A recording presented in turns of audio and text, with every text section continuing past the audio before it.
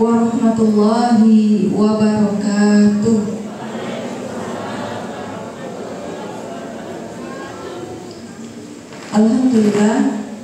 Alhamdulillah bini'matillah. Asyhadu an la ilaha illallah wahdahu la syarikalah wa asyhadu anna Muhammadan abduhu wa rasuluh la nabiyya ba'dah. Alhamdulillah, pada pagi hari ini Allah pertemukan kita di tempat yang penuh berkah.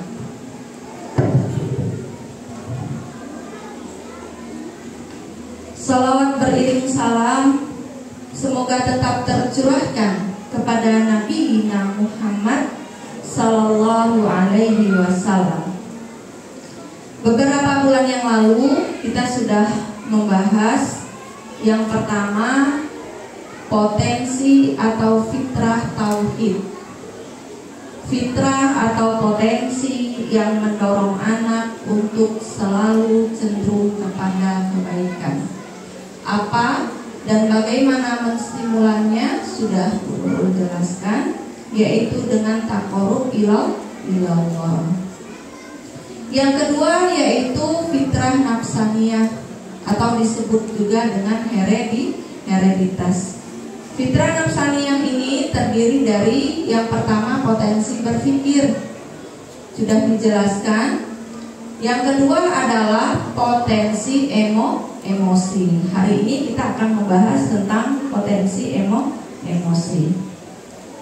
Nah, di dalam Islam yang menjadi pusat kepribadian itu tidak hanya otak, tetapi juga disebutkan adalah qalbu.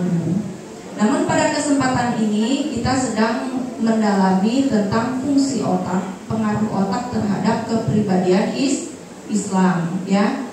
Nah, otak sebagai senter kepribadian Islam, salah satu senter kepribadian Islam, yang pertama otak besar. Ya, ingatkan kembali oleh Bu Nurul, apa fungsi otak besar? Sebagai otak berpikir. Ya. Otak kecil, apa fungsi otak kecil? Untuk mendorong gerak-gerak refleks yang dilatih. Contohnya apa? Seperti gerak makan, minum, akhlak. Nah, itu gerak refleks. Baik akhlak baik maupun akhlak buruk. Itu akhlak itu gerak refleks, tapi dilatih. Ada gerak refleks yang tidak dilatih. Nah, itulah fungsi batang otak. Ya, fungsi batang otak mendorong gerak refleks yang tidak perlu dilatih, seperti kedipan mata, kita berlari ketika ada bahaya, detak jantung, darah yang mengalir, lambung yang memproses makanan, itu gerak refleks yang tidak perlu dilatih. Ada juga namanya sistem limbik, disebut juga dengan otak emosi. Jadi kecerdasan emosi itu muncul itu atas dorongan sistem limbik. Jadi yang mendorong emosi itu adalah sistem limbik, atau untuk lebih ringan ibu-ibu bilangnya otak emosi. Mengapa orang marah, bersedih, bahagia, menangis, tersenyum, gitu ya? Itu munculnya dari dorongan otak emosi. Tetapi ketika ingin menjadi kepribadian, kalau manusia ketika ingin menjadi kepribadian, dorongan otak emosi itu sejatinya dipengaruhi oleh otak besar, yaitu otak berpikir. Kalau dorongan emosi itu keluar tanpa pengaruh, atau otak emosi lebih dominan daripada pengaruh otak besar, yang jadi kepribadian yang keluar bukan kepribadian Islam, hayawania, kepribadian hewan, kepribadian rendah. Paham Bu ya? Oke. Masuk lagi. Nah, kalau otak kita ini dibelah, maka sistem limbik itu adanya di tengah dalam situ, ya, di tengah di dalam. Ada beberapa emosi yang bisa keluar dari otak emosi atau sistem limbik. Apa? Rasa takut, rasa marah, rasa gembira, rasa senang. Nih, ya. Karena di dalam sistem limbik ini ada namanya amigdala, ada namanya hipotalamus, ada talamus, ada hipokampus. Semua bagian itu berfungsi untuk mendorong emosi. Emosi itu kan tidak hanya marah, ya kan? Tidak hanya sedih, ya. Ada juga bahagia, ada juga tersenyum, ada juga menangis, ya. Nah, takut, emosi takut. Emosi takut itu muncul dari bagian otak yang namanya amigdala di sini. Jadi, kalau ada sesuatu yang membahayakan, maka Allah kasih kita sebuah rasa yang namanya rasa takut. Itu untuk melindungi diri kita. Nanti dari dorongan takut itu akan muncul sebuah sikap kepribadian, ya. Ada sesuatu yang kita indra tuh. Suatu itu dari maklumat kita, dari informasi yang terdahulu, itu sesuatu yang menakutkan, sesuatu yang membahayakan. Maka siapa yang menangkapnya adalah amigdala. Dari amigdala dia kirim, ya, dia kirim kemana? Ke hipotalamus. Kirim ke hipotalamus. Jadi kerjanya itu nggak tunggal. Tubuh itu dari amigdala ditangkap, dikirim ke hipotalamus. Dari hipotalamus itulah menstimulan kelenjar dan mengeluarkan hormon. Sehingga hormon yang dikeluarkan itu membuat kita gemetar, mengeluarkan air mata, keringat, menggigil, deg-degan. Ya nggak, Ibu begitu nggak kalau takut? Nah, begitu cara kerjanya. Itu muncul takut. Tapi ingat, itu baru dari dorongan dalam diri yang didorong oleh amigdala, oleh otak emosi. Untuk eksekusi kepribadiannya, tunggu dulu, belum. Kalau eksekusinya di dominan yang memerintahkan itu adalah otak emosi tanpa otak berpikir, itu yang namanya nanti otak emosi membaca otak berpikir. Ya, jangan sampai nanti terjadi stimulan yang panjang dari orang tua, ya, melatih anak, mencontohkan anak, mentreatment anak, karena anak ini meniru ya dari pola emosi kita. Itu bisa ditiru oleh anak. Kalau waktunya terlalu panjang, otak emosi mendominan otak berpikir anak, akan muncul nanti, ya, akan muncul permasalahan dalam kepribadian dengan varian yang bermacam-macam. Nah, puncak munculnya kalau dia sudah menjadi kepribadian yang bermasalah, kepribadian yang tidak normal, itu munculnya di usia di atas 14 tahun. Makanya ibu hati-hati. Dari sini ibu harus bisa. Ketika ibu ada rasa takut, ibu langsung action. Apa ibu balik dulu tuh, gunain otak besarnya, lacak dulu.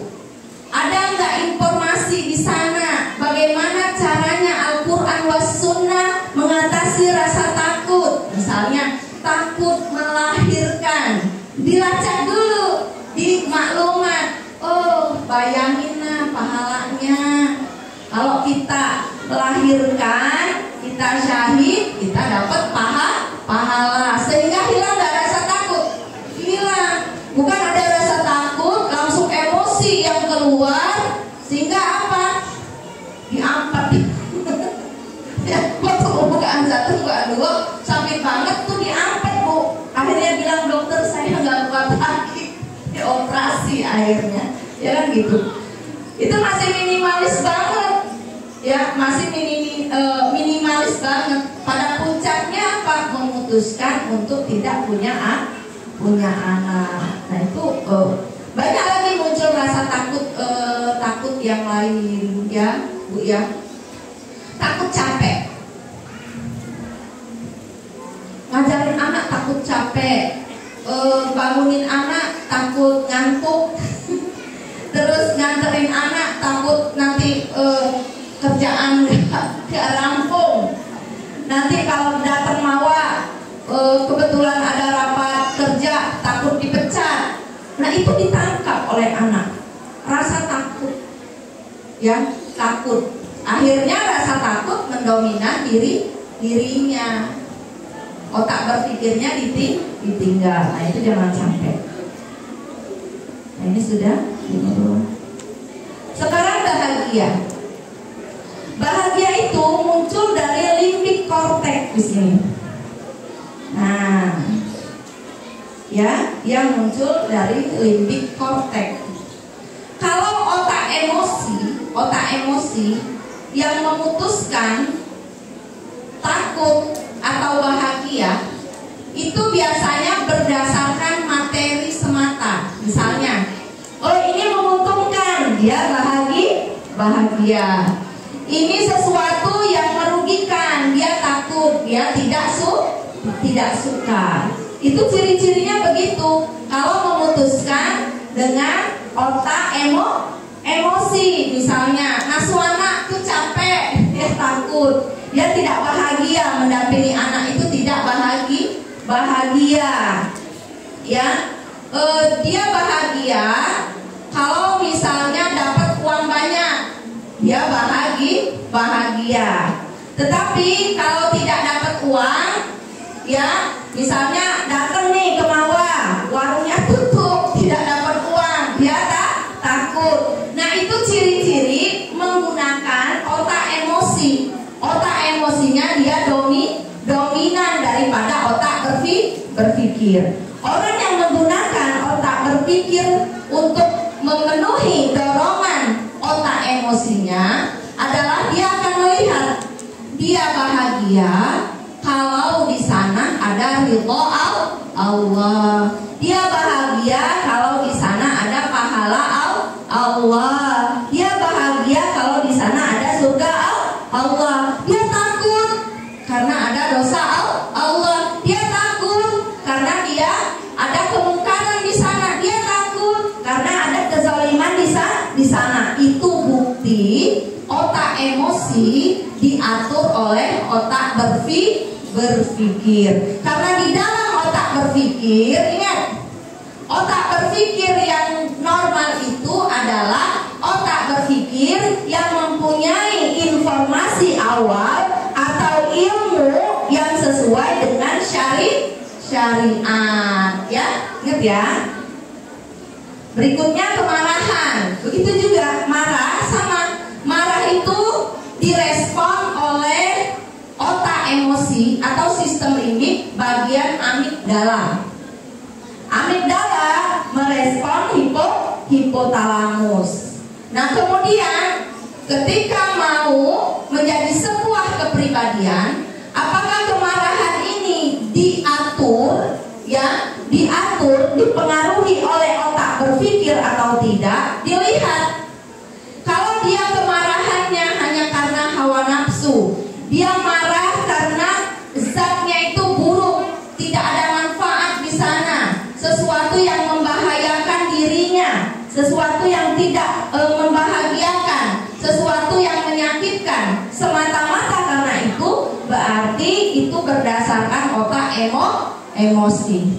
Tetapi kalau kemarahannya itu muncul, dia lihat di sana ada murka Allah, di sana ada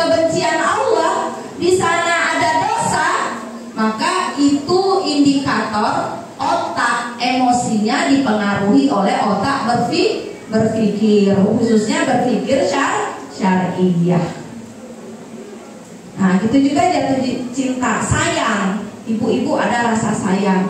Itu juga munculnya dari sistem limbik atau otak emosi.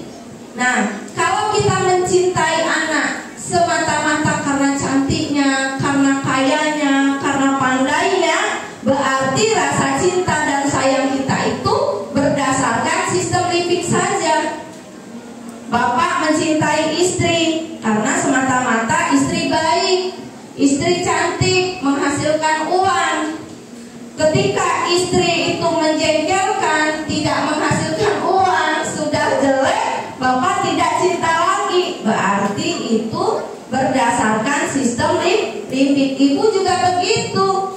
Ketika suami sudah menjengkelkan, sudah jelek, uangnya tidak ada, ibu tidak cinta lagi. Berarti ibu sudah diperdaya oleh sistem limbik. Tetapi kalau kita mencintai karena dia membawa kita ke surga, berarti sistem limbik kita dipengaruhi oleh proses berpikir syariah. Begitu juga pasangan timbal baliknya. Kita tidak mencintai lagi karena dia membawa kita ke neraka. Takarannya kita begitu, ya. Nah, itu sebagai indikator otak emosi dipengaruhi oleh otak berpikir. Nah, ini nanti dalam sebuah proses berpikir begini, Bu. Ya. Anak itu perkembangan otaknya dari belakang, Bu. Bukan dari depan. Dari batang otak ke otak kecil, baru sistem limbik dia, ya, sistem limbik, baru dia ke frontal bagian paling depan. Jadi anak itu lebih cepat menangkap begini. Ada setan, takut deh. Ibu suka begitu kan? Ada setan. Dia langsung dia cut itu. Cepat banget gak? Coba mau menghentikan perbuatan anak-anak, ibu takutin aja dah. Langsung berhenti gak dia? Pukul nih, gitu. Cubit nih, berhenti gak dia? Karena itu yang optimal lebih awal otak, batang otak. Maka kalau ibu terus-terusan begitu, nanti anaknya berbuat sesuai dengan batang otak. Belum muncul emosi, langsung dia refleks aja. Dia merandu, bahaya, tidak suka dia, langsung dipukulnya aja. Dia suka barang orang, langsung sabet aja. Itu bahaya kalau batang otak belum ada muncul emosinya. Nah, kalau yang emosi, yang sistem limbik, ya, berbuat dengan sistem limbik, dia marah, dia pukulnya orang. Suka dia langsung disosor. Ya kayak hewan begitu. Ada punya orang dia suka, dia ambil. Jadi berdasarkan sistem limbik saja. Nah, sejatinya ada sinyal bahaya, ada sinyal yang membahagiakan. Dia berproses, ada emosi yang muncul. Dari emosi yang muncul, nanti dia kirim ke otak berpikir, sehingga otak berpikirlah yang memerintahkan organ tubuh untuk bersikap. Itu baru insania. Nah, makanya ibu hati-hati dalam bersikap. Sikap saya ini menstimulan yang mana, ya? Batang otak saja. Kalau ibu misalnya ada rasa emosi tanpa berpikir dulu, ya, berarti melatih batang otak dan sistem limbik. Maka nanti anaknya pun akan seperti itu, gitu, ya. Nah, ini sama, ini sudah Bu Nur sampaikan otak kanan dan otak kiri. Ini tahapnya. Usia 0 sampai 1 tahun, ya, secara psikologi, kalau dia ada masalah, dia itu ada perasaan menerima atau tidak menerima. Kalau ibu memberikan emosi positif, maka anak akan menerima atau tidak menerima. 0 sampai 1 tahun dia akan nyaman dengan orang yang memberikan rasa cinta kasih, ya enggak? Makanya anak di bawah 1 tahun nggak gampang ikut orang. Kalau dia nggak nyaman sama orang itu, dia nggak mau ikut orang tersebut. Tapi ingat, kalau ilmu ini dikuasai oleh penculik, maka cepat anak kita diculik. Paham nggak?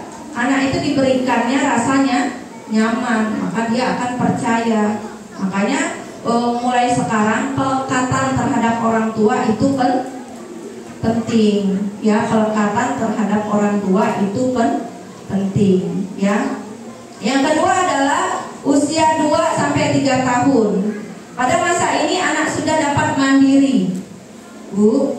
Jadi usia 2-3 tahun itu anak sudah punya kemandirian, sudah dicoba dia, ya. Mandiri apa? Mulai mandiri makan, berpakaian, mandi, bermain, membereskan barang-barangnya, ya. Jadi sudah dilihat stabilitas emosinya itu dalam bentuk kemandirian.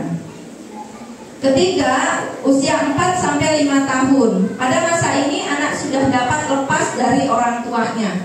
Jadi tidak tergantung dia dengan orang tuanya. Mulai dari tadi makan, bangun, mandi, makan, berpakaian, menyiapkan baju buat sekolah, ya. Dia tahu waktu belajar, dia sudah punya kemandirian. Keempat, usia 5-12 tahun sudah muncul minat dan kematangan dalam belajar, itu sudah muncul usia 5-12 tahun, ya. Nah, usia 12 tahun sampai dengan 8 tahun itu dia sudah menemukan identitas diri. Misalnya gini, kalau anak kita di Bait Qur'ani, ya, siapa dia? Dia adalah hafiz Quran. Siapa dia? Dia adalah pengemban dakwah. Siapa dia? Dia adalah calon ulama besar. Siapa dia? Dia adalah imam. Siapa dia? Dia adalah guru penghafal Al-Quran. Jadi dia punya identitas diri yang jelas. Nah, itu penting, memberikan identitas diri yang jelas. Nah, kecerdasan emosi dalam Islam itu dia adalah sebuah kemampuan memanage emosinya berdasarkan Al-Quran wa sunnah. Jadi dikontrol oleh proses berpikir yang sesuai dengan Al-Quran wa sunnah, atau disebut juga dengan berpikir syariah, ya. Nah, orang yang memiliki kecerdasan emosi di dalam Al-Quran adalah yang pertama, orang yang pandai mengendalikan emosinya. Bahagia, tidak terlalu bahagia yang membuat dia menjadi sombong dan lupa diri. Yang kedua, sabar. Mendapatkan nikmat, mendapatkan musibah, dia tetap bersyariat, ya. Menyelesaikan masalahnya dalam nikmat, menyelesaikan masalahnya dalam permasalahan yang sulit, tetap mengambil jalan syariat. Itu sabar. Jadi sabar itu bukan pasif, Bu. Aku sabar, tidak berbuat apa-apa. Malah itu bukan sabar. Tidak terikat hukum syara, itu tidak sabar. Ada masalah, aku sabar, terima aja, gak berbuat apa-apa. Itu tidak sabar. Orang sabar itu terus berusaha sesuai dengan hukum syara. Itu namanya sabar, ya. Berikutnya, mengontrol diri dengan syukur. Bersyukur, yang didapat disyukuri, yang belum dapat diupayakan dengan maksimal. Nah, itu syukur. Senantiasa beriman kepada Allah dalam kondisi apapun, dalam kondisi emosi apapun, ya, untuk menstabilkan emosi kita dengan zikrullah. Ala bi zikrillahi tatmainul qulub. hanya dengan mengingat Allah saja hati kita akan tenang. Jadi kalau orang yang hatinya gundah gulana, itu bisa dipertanyakan keimanannya, ya. Jadi kalau kita terlihat keimanan kita sudah agak kurang, cepat-cepat kita zikrullah, hati kita sedih, kita bahagia, kita tersenyum, kita menangis. Perbanyak zikrullah untuk menenangkan hati, agar hati kita tetap tertuntut dengan proses berpikir syariah, tunduk dan patuh kepada Allah. Lihat hukum syara'nya, bahagia langkah-langkahnya seperti apa dalam Al-Quran wa Sunnah. Sedih langkah-langkahnya seperti apa menurut Al-Quran wa Sunnah. Bersyukur, terus bertaubat. Banyak nikmat juga kita terus bertaubat kepada Allah. Jangan sampai hati kita tergelincir menjadi syirik. Kitalah yang paling kaya, kitalah yang paling hebat, semua tergantung pada kita. Makanya ketika dapat nikmat harus terus menerus kita bertaubat. Begitu juga kita dalam kesedihan, perbanyak taubat kepada Allah. Hati yang senantiasa bersih, senantiasa perbanyak istighfar kepada Allah, ya. Kalau kita sering berzikir subhanallah walhamdulillah wala ilaha illallah wallahu akbar. Nah, kita baca itu, perbanyak baca itu, maka sebanyak apapun dosa kita bak buih di lautan, insya Allah bersihkan. Maka diperbanyakkan, lapangkan hati, maafkan, bersyukur, bersabar, dan ikhlas. Nah, tahap kondisi kecerdasan emosi remaja atau anak melalui tahapan tamyiz dan baligh. Nah, sejatinya anak tamyiz kan MI ini ya. TK juga ada di sini. TK dan MI ya. Berarti usia tamyiz dan usia baligh, usia mendekati tamyiz. Berarti kalau TK mempersiapkan orang tuanya melatih diri untuk senantiasa ikhlas, sabar, dan syukur, sehingga nanti anaknya selesai TK, anaknya sudah memiliki kecerdasan emosional yang berupa ikhlas, sabar, dan syukur. Begitu juga wali murid yang anaknya sekarang MI. Nah, MI itu mau masuk baligh. Berlatihlah orang tua punya keteladanan untuk bersifat ikhlas, sabar, dan syukur, agar nanti ditangkap oleh otak berpikir anak dan membentuk kepribadian anak, sehingga ketika anak kita baligh, dia sudah memiliki kecerdasan emosi, ya. Bagaimana stimulan kecerdasan emosinya? Yang pertama, tetap pilih pasangan hidup yang soleh dan soleha. Orang pemarah bawa gen pemarah. Orang pemaaf bawa gen pemaaf. Orang pendendam bawa gen pendendam. Maka menyatulah dalam diri anak ini. Itu, ya. Yang kedua adalah ketika proses berhubungan. Sperma dan ovum itu ada kromosom. Di dalam kromosom itu ada namanya DNA. DNA itu bisa merekam suaminya berproses berhubungan, marah-marah, istrinya cerewet, ngomel-ngomel kayak kucing kawin, itu terekam juga. Pembuahan dalam kondisi yang tidak meridhoi, itu terekam juga. Makanya ada anak yang dikatakan gangguan kepribadian karena luka batin. Pasti kalau anak nanti kena gangguan kepribadian di usia 14 tahun, termasuk kalau konsul sama Bu Nurul, pasti melacaknya dari awal. Siapa bapaknya, bapaknya, siapa ibunya, bagaimana proses hubungannya, terus gitu. Itu untuk melacaknya. Sebelum diterapi pasti dilacak dulu ke situ. Baru nanti bisa ketahuan terapinya apa gitu. Proses janin kan berproses terus sampai nanti otak anak sempurna, ya enggak? Nah, dalam proses kesempurnaan ini di rahim merekam DNA itu sudah ada di seluruh bagian calon tubuh anak, ya enggak? Sudah ada seluruh sikap, gerak ibunya, rasa ibunya, gerak ibunya, suara ibunya, dan orang-orang yang ada di sekitar ibunya semua direkam oleh janin. Karena di bagian tubuh kita ini alat perekam semua, ya.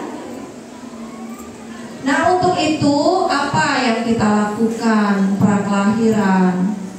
Taqarrub ilallah, dekat kepada Allah, berkepribadian baik, agar ditangkap anak yang baik, agar ditangkap anak emosi yang baik. Nah, jadi apa stimulannya agar kecerdasan emosi ini menjadi baik sesuai dengan akidah Islam? Dikasih nutrisi, ya, biar otaknya bagus. Yang kedua, di lingkungan orang-orang soleh dan soleha. Maka tentukan di mana lingkungan rumahnya, di mana lingkungan anak ini bermain di rumah, di mana lingkungan sekolahnya. Nah, dipastikan, bukan kata Ustaz tadi, sekolah yang dilihat gedungnya, yang dibawa pulang itu apa? Kalau gedung dibawa pulang nggak ke rumah? Enggak, tapi keteladanan guru lah yang akan dibawa ke rumah. Ilmu yang akan ditanamkan ke hati anak itulah yang akan dibawa ke rumah. Pola asuh. Nah, begini.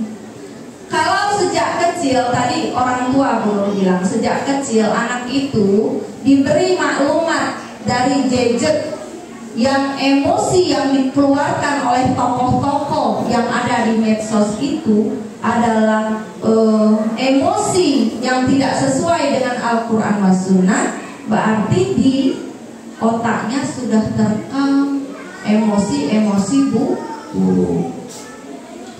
Tetapi kalau dipastikan otaknya baik, terhindar dari hal-hal yang bisa menghancurkan frontal anak dan memberikan maklumat yang baik, ya, seperti memberikan pemikiran yang syariah yang sudah Guru sampaikan pada bulan yang lalu, maka dia akan terekam di dalam otak berpikir anak contoh-contoh bagaimana sikap orang yang memiliki kecerdasan emosi. Maka nanti ya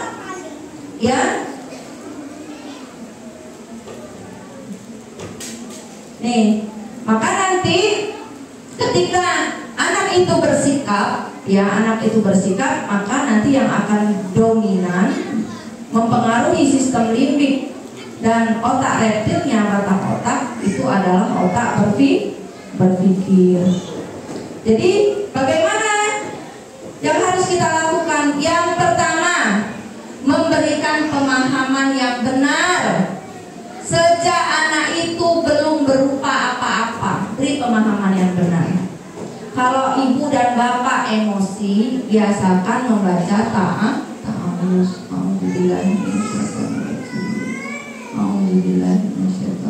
terus gitu. Itu kita menunjukkan bahwasannya sistem limbik kita tuntun dengan otak berpikir, dan itu akan dicontoh oleh anak. Coba cara kita naruh handuk aja dicontoh nggak sama anak? Dicontoh. Cara kita naruh piring habis makan aja dicontoh nggak sama anak? Contoh. Nah, begitu juga. Yang kedua, berusaha diam dan jaga lisan. Kalau kita marah, kita lebih baik diam dan berzikir. Kenapa jaga lisan? Nanti lisannya tidak terkontrol mengikuti dorongan sistem limbik otak emosi. Udah diem, bukan diem baper. diajak ngomong nanti dulu ya, anak nenangin dulu. Nah, lebih baik nenanginnya diamnya dengan qiraatul Quran, dengan amalan-amalan sunnah. Mengambil posisi lebih rendah, kata Rasul, kalau berdiri posisi kita emosi berdiri, jangan langsung dikeluarkan. Itu buktinya kita dibajak oleh sistem limbik. Kita duduk, diam dan baca ta'awuz. Masih juga kita berbaring.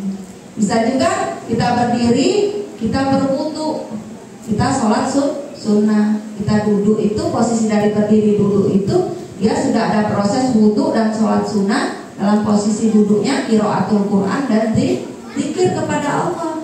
Masih juga berbaring tidur ya. Nah, insya Allah nanti dengan mengikuti berpikir syariah, pemahaman, mengendalikan emosi sesuai dengan Al-Quran wa Sunnah, itu nanti akan dicontoh oleh anak ya. Terus baca doa ya. Tuhanku, ampunilah dosaku, rendamlah murka hatiku, dan lindungilah diriku dari pengaruh setan. Ya, itu bisa dibaca doanya. Ingat hadis ketika marah, jangan marah, nanti bagimu surga.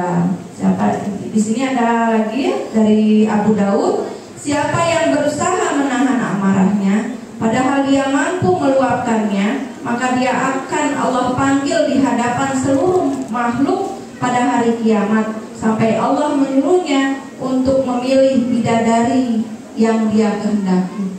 Jadi kalau marah kita tuh meluap-luap, kita dalam posisi tinggi bisa membalas. Ibu-ibu tuh sama anak punya peluang nggak itu meluapkan emosi? Ya, bapak sama istri punya peluang nggak meluapkan emosi?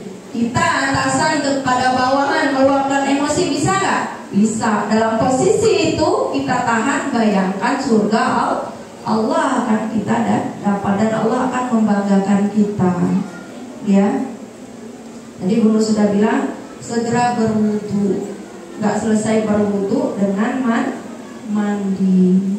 Jadi Islam begitu. Nah, ibu-ibu ketika anak-anak, saya sering kalau ada yang baper wudu, masih juga mandi wudu, masih juga mandi dah, suruh mandi. Nah, itu sunnah Rasul, bukan mandinya direndam karena emosi anaknya dilelepin di bak atau bunurun, kalau dia nangis dimandiin, bukan begitu. Berwudu, soleha berwudu, zikir, baca ta'awuz, ulang lagi, begitu ya. Jadi jangan nanti ibunya tersandra dengan emosi anak atau ikut-ikutan emosi. Yang kedua dengan keteladanan. Tadi kan memberikan pemahaman. Nah, terus memberikan keteladanan. Jangan bisa ngomong doang yang tadi, juga mencontohkan. Seluruh sikap ibu direkam sama otak berpikir, disimpan menjadi akhlak di otak kecil. Malah lebih efektif ibu ya memperbanyak keteladanan, karena frontalnya kan belum sempurna, ya enggak? Lebih cepat ditangkap adalah keteladanan, karena awalan berfungsi adalah otak kecil. Tapi kalau tidak memberikan pemahaman, selamanya akan belakang terus, nggak depan. Makanya bersamaan, mulai dari kecil kita sudah berikan pemahaman, baik dengan contoh maupun dengan ucapan dan pembiasaan, sehingga nanti pas dia tamis balik frontalnya sudah sempurna. Ketika dia mengindra, ada dorongan dari batang otak, ada dorongan dari sistem limbik, maka otak berpikirnya lah yang dominan, memenuhi dorongan emosi dan sistem limbik, menuntunnya untuk menjadi sebuah sikap kepribadian Islam ya. Yang kedua, kalau ibu sudah mempunyai pemahaman sesuai dengan Al-Quran wa Sunnah, ibu juga telah menjadi contoh memanage emosinya sesuai dengan Al-Quran wa Sunnah, maka janji Allah dalam surah At-Tur ayat 21, walladzina amanu wattaba'athum dzurriyyatuhum bil iman. Kalau dia orang beriman, kemudian diikuti oleh anak keturunannya dengan iman, alhaqna bihim dzurriyyatahum, maka anak keturunannya akan diangkat 7 keturunan, walaupun keimanannya tidak sama. Ini ditafsirkan juga di dalam tafsir Ibnu Katsir dan tafsir Jalalain. Enak gak Bu? Maksudnya apa? Kalau ibu memberikan keteladanan juga menjadi ikhtiar insannya, sebuah pembelajaran yang dilakukan oleh manusia, yaitu ibu dan bapak. Keteladanan juga menyebabkan ibu dan anak ibu dan bapak sekeluarga langsung dididik oleh Allah, hatinya digenggam oleh Allah dan dimuliakan oleh Allah, diangkat derajatnya 7 keturunan dan berlaku hukum terbalik. Kalau mencontohkan yang mungkar, ibu kesian nggak? Anaknya juga akan diberatkan oleh perbuatan orang tua.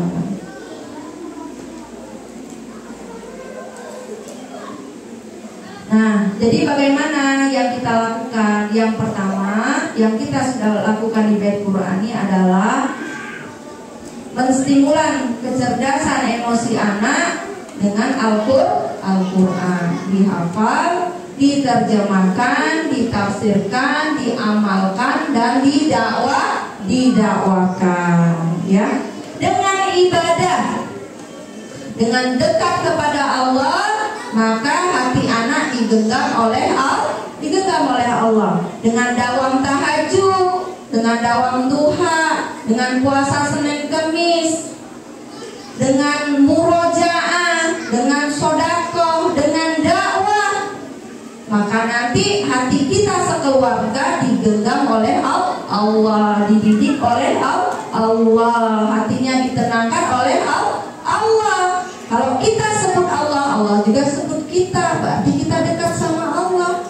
Kalau kita zikir kepada Allah, jaminannya adalah emosi kita stabil. Yang berikutnya adalah dengan proses bermain. Dengan bermain, emosi anak bisa menjadi rusak. Dengan bermain, emosi anak juga bisa stabil. Maka pilihlah permainan-permainan yang mampu menstabilkan emosi anak. Yang jauh dari apa? Pengaruh syirik. Yang jauh dari apa? Jauh dari pengaruh zalim dan kemungkaran. Jauhi permainan-permainan yang di dalamnya ada 3 unsur tadi. Dengan bermain itu, Bu, anak akan jatuh. Ketika dia jatuh, dia akan praktek apa yang akan dia lakukan. Maka apa yang sudah dibiasakan oleh ibunya itu akan keluar. Bagaimana dia akan praktek teori-teori yang udah ditangkap ibunya kalau dia tidak pernah bermain? Minimal main sama siapa? Sama saudara di rumah, ya. Anak butuh bermain, anak butuh jatuh, anak butuh terluka, anak butuh berdarah, anak butuh dihina oleh orang lain, anak butuh untuk berhasil, anak butuh untuk tidak berhasil. Karena apa? Dia bisa mengelola emosinya dalam sebuah warna-warna kehidupan yang dia temui dalam proses bermain. Tapi ingat, pastikan wilayah bermainnya tadi bebas dari apa? 3 hal. Apa tadi? Kesyirikan, kerusakan akidah. Yang kedua, kezaliman. Yang ketiga, kemungkaran. Ya. Begitu. Terus yang berikutnya aktivitas sehari-hari. Maksudnya apa? Ketika ibu mencontohkan itu dalam apa? Dalam aktivitas sehari-hari. Ketika ibu mencontohkan dan ibu libatkan anak, itu namanya pembiasaan di dalam apa? Dalam aktivitas sehari-hari. Jadi jangan abaikan kebersamaan ibu-ibu bersama anak, ya, karena di sanalah anak itu menangkap cara mengekspresikan emosi dari ayah dan ibunya. Dalam aktivitas sehari-hari, anak-anak belajar mengekspresikan emosinya dari orang dewasa yang ada di sekitarnya. Sampai di sini ada yang mau ditanyakan, silakan.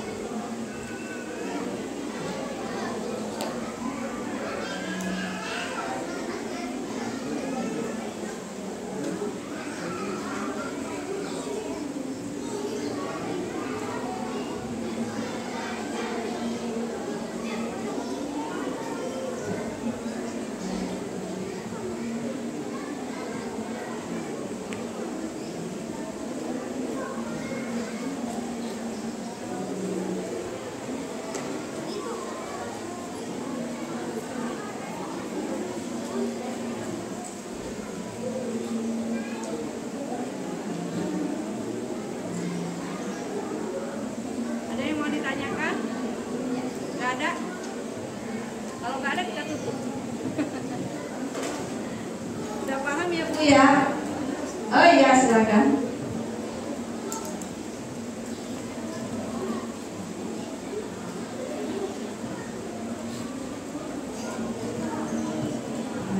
Terima kasih saya semuanya. Assalamualaikum warahmatullahi wabarakatuh. Terima kasih atas ilmu yang sangat berharga saya. Ini ada sedikit yang ingin saya tanyakan. Saya mempunyai salah satu orang anak. Tadi kan dijelaskan juga itu terkait dengan ketakutan. Nah, salah seorang anak saya ini kalau dia pergi ke musola, ke masjid sendiri walaupun malam hari ataupun itu nggak pernah takut misalnya, padahal berjarak seperti itu. Hanya saja saya agak bingung ketika di rumah itu dia merasa takut. Sebagai contoh, ketika dari lantai 1 mau ke lantai 2 itu mesti ingin ditemani oleh orang lain. Padahal sudah banyak hal yang saya infokan, mengapa takut, juga sudah saya gali takutnya gitu ya Ustaz ya. Kemudian saya berikan motivasi juga supaya tidak takut, tapi masih saja Ustaz ya. Mohon masukannya Ustaz ya.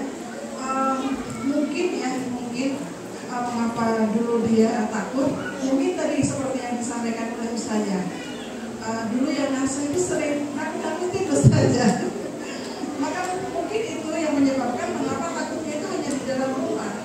Karena ketika dia ke masjid, ke mana saja itu nggak pernah takut. Kalau di luar, kalau di dalam rumah itu karena masih takut. Demikian itu saja bagaimana untuk solusi supaya dia tidak menjadi penakut lagi. Terima kasih.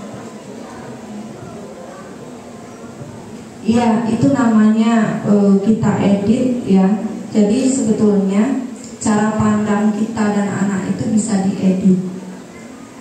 Bisa kita ubah, bisa kita buang, bisa kita ubah. Caranya dia itu punya cara pandang. Kalau di rumah itu pas dia lihat misalnya lantai 1, dulunya kan direkam. Saya kan sudah bilang ya, kalau ini apa Bu namanya? Botol, ya kan, air mineral. Kalau anak dari awal dari dia dibilang buaya, ini buaya. Nanti berburu angkat ini dia bilang apa? Buaya, ya kan? Nah, artinya ada cara pandang yang salah, ada gambaran yang salah. Gambaran itu bisa diedit. bagaimana? Nah, caranya gambaran itu diganti dengan hal yang paling dia suka. Misalnya ringkas ceritanya memang ada proses, minta dia gambarin di atas itu ada apa sih yang dia suka apa. Misalnya kayak saya kan, saya takut kucing. Saya takut sama kucing. Takut itu kalau dia keluarkan giginya sama cakarnya. Dulu saya nggak tahu caranya itu gimana. Ibu detailin dulu sisi mana yang dia takut. Saya tanya dulu, kamu takutnya kucing itu yang mana? Karena tidak begitu melihat kucing saya langsung lompat, enggak. Saya amati, ternyata saya itu akan bergerak atau teriak gitu kalau kukunya itu udah dicamplungkannya ke baju saya atau ke kaki saya, atau saya melihat dia munculkan apa itunya, kukunya atau giginya kan gitu. Maaf ya, saya udah takut. Nah, caranya saya suka sama kelinci itu, saya suka banget. Jadi ketika lihat kucing itu saya gambarin itu bukan kelinci. Jadi ya lumayan lah buat saya tidak, kan khawatirnya kalau ngisi training begini kalau subuh tuh kucing lompat-lompat. Kalau saya nggak pasang betul pemikiran otak berpikir saya potret dia kayak kelinci, saya akan refleks. Atau saya nggak tahu dia ada kucing, tiba-tiba dia tunjukkan kukunya. Nah itu saya bisa lompat. Jadi ubah cara pandangnya itu dengan cara pandang sesuatu yang dia suka, dan itu harus terus menerus. Bisa belum bisa. Kalau imam tuh rajin, karena Ustadz suka kucing, banyak sekali kucing di sini. Jadi biar saya nggak takut, diambilnya kucing.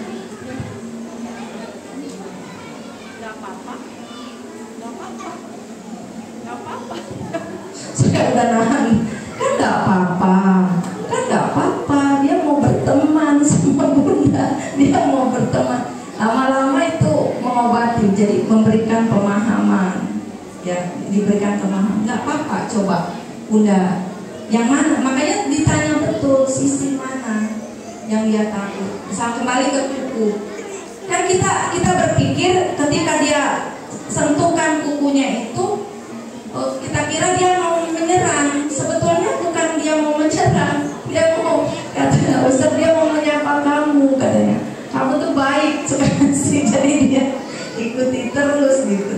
Nah itu harus diubah, cara berpikirnya itu harus diubah, ya. Jadi gambarkan, bisa menurut, sangat bisa sekali. Soalnya makanan yang kita nggak suka, nanti kita frame aja kita. Kalau kita dewasa gini ya, anak-anak sih udah bisa suruh sandar gitu, suruh nyadar kayak gini aja. Bayangin dah apa dia lantai, tapi sebutkan dulu, tanya dulu sisi mana gitu yang kamu takut tuh, di spesifiknya yang mana. Udah gitu, terus bayangin dah yang lucu, yang kamu suka, yang kamu apa. Nah itu nggak lama kok, sekali 2 kali juga udah bisa gitu ya. Itu kali dulu ya. Ada yang lain ya?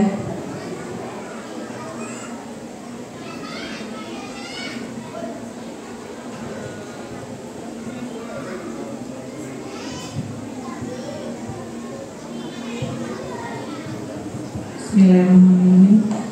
Assalamualaikum warahmatullahi wabarakatuh. Saya mau menanyakan terkait Anaya ini Ustazah, karena kebetulan dia sudah memasuki usia menjelang remaja ya, dan di kelasnya itu di sekolah kebetulan dia perempuan sendiri di kelasnya. Nah, yang saya perhatikan semakin ke belakang ini itu yang muncul rasa malunya. Saya bersyukur sekali juga karena muncul rasa malunya itu terutama ke yang lawan jenis laki-laki. Nah, cuman terkendalanya ketika kita kumpul keluarga dan sudah memberikan pemahaman bahwa boleh malu, tapi kalau dengan mahram kita itu tidak perlu malu gitu. Nah, bahkan dengan omnya disentuh pun nggak mau gitu anaknya itu. Nah, kemarin ini yang paling saya tersentuh itu ketika dia bercerita dia harus lomba tilawah Quran dan dilatih oleh gurunya yang laki-laki, ustadznya dari sini, Ustadz Azhar. Nah, saya tanya kenapa kakak nggak memaksimalkan ketika tampil? Karena kakak malu nih waktu latihan itu gurunya laki-laki, seperti itu. Nah, itu bagaimana Ustazah? Karena kalau di satu sisi kan itu hal yang positif ya. Di sisi lain dia belum bisa menempatkan rasa malunya itu. Itu saja. Syukran. Assalamualaikum warahmatullahi wabarakatuh.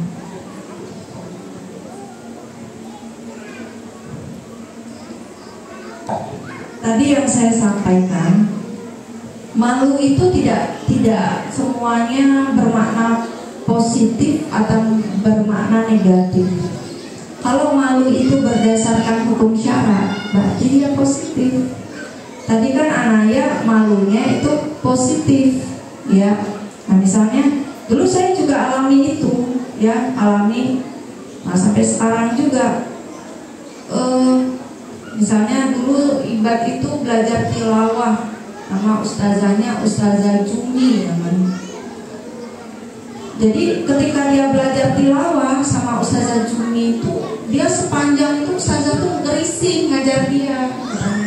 Ustazah kayaknya anak nggak mau lagi dah melanjutin belajar sama Ibad katanya. Kenapa? Ibad nggak bisa, suaranya nggak maksimal itu pertama. Kedua nggak mau lihat muka anak katanya. Terus saya tanya, kenapa Bad? Ibad yang lain aja lah, bilang gitu. Kenapa?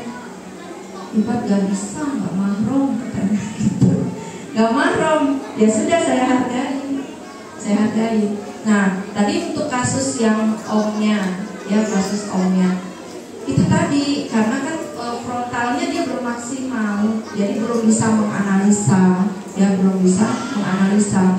Mungkin dia ada splitnya begini antara om sama sepupu. Kan sepupu tidak mahram. Nah, dia mungkin kaburnya di situ antara sepupu dan om. Dia hukumi om itu seperti sepupu. Makanya tadi kenapa ditanya dulu. Ibu jangan langsung jawab. Kenapa nggak mau? Kan dia mahram. Nah, karena anak kita kan sudah ada pemikiran. Kenapa nggak mau? Kita tunggu dulu tuh, kita sabar dulu. Jawab dia apa? Nggak mahram Umi misalnya. Nah, kita jelaskan. Mungkin karena om yang jarang bertemu kan, karena sekarang udah pondok jarang bertemu. Ah, itu kali Bu ya. Ada lagi? Gak ada? Itu saja. Kalau tidak ada, terima kasih dan mohon maaf. Billahi taufiq wal hidayah. Wassalamualaikum warahmatullahi wabarakatuh.